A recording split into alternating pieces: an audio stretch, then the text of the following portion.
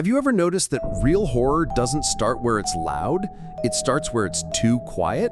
I've lived in a small one-story house on a dead-end street my whole life. No one ever comes here unless they have a reason. So when I heard footsteps outside my window that rainy autumn night, I thought maybe it was the neighbor coming for tools. But the steps were slow, dragging, like someone was pulling their feet through wet asphalt.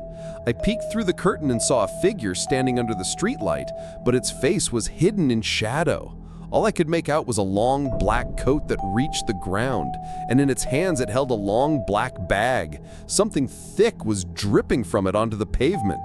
At first I thought it was garbage, but then something slid out of the bag and landed with a wet slap. A small human hand, pale with bitten fingernails. I stumbled back, heart hammering. But the figure slowly tilted its head upward and looked straight at my window.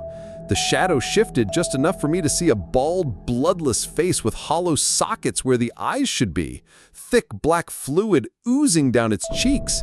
It didn't move, just stared.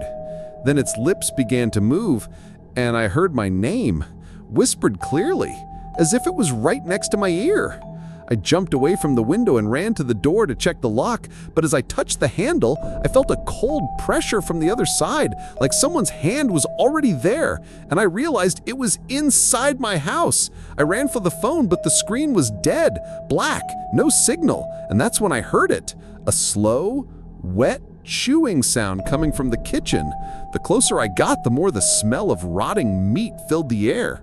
I stepped into the doorway and froze. Hunched over at the table was the thing, both hands buried in something on the table, but when I flicked the light switch, I saw it wasn't something, it was someone. My mother's body sprawled across the wood, her chest cavity open, ribs cracked apart like a butchered animal, and it was eating, tearing chunks of meat with its teeth, blood dripping from its chin, pooling on the floor, every bite followed by the crunch of breaking bones. I couldn't even scream. My throat locked up. It looked up at me with that impossible stretched smile, blood smeared from ear to ear. Then it stood, and I saw its legs were twisted backwards like a nightmare animal. It took one step, then another, slow but deliberate. I ran upstairs and shoved my dresser against the bedroom door, my hands shaking. I could hear it following, step by step, dragging something sharp along the walls. Then silence, long and suffocating. I pressed my ear to the door, listening, when I heard the faint sound of nails scratching into the wood, slow, deliberate, like it was carving letters. The handle began to turn. I was ready to jump out the window, but then a small laugh echoed behind me. I spun around, and there, in the corner, stood a little girl, maybe 8 years old, in an old-school dress, her bare feet black with dust, her hair in 2 braids. She didn't blink, just pointed to the door and whispered, "He's already behind you." And before I could move, the door slammed inward, splinters flying, and cold, long fingers closed around my neck, lifting me off the floor.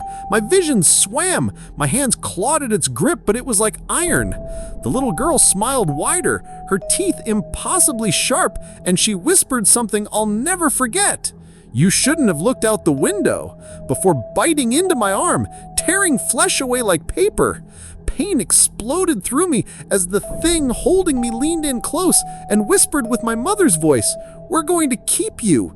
And the last thing I saw before everything went black was its face opening far too wide, jaw splitting down to its chest, a black pit filled with dozens of writhing human fingers reaching for me from the inside.